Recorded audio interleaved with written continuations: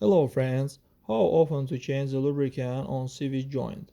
CV joint grease must be changing constantly in such situation. If a new CV joint is being installed and also when the boots are being replaced. It's also relevant to replace the lubricant when the car's mileage reaches more than 100,000 kilometers given that there was the last lubricant changes. Also, one should not forget that it's necessary to lay the lubricant on the recommendation of specialists. An excessive amount of the mixture is irrational.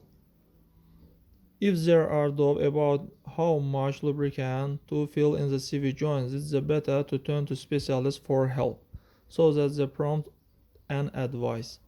The choice of lubricant for internal hire is always a very important design. So you should remember that before buying it's better to familiarize yourself with all the technical characteristics so as not harm to advice. That's all guys, subscribe to our channel, put like and don't forget to put a bell so as not miss new video on the channel.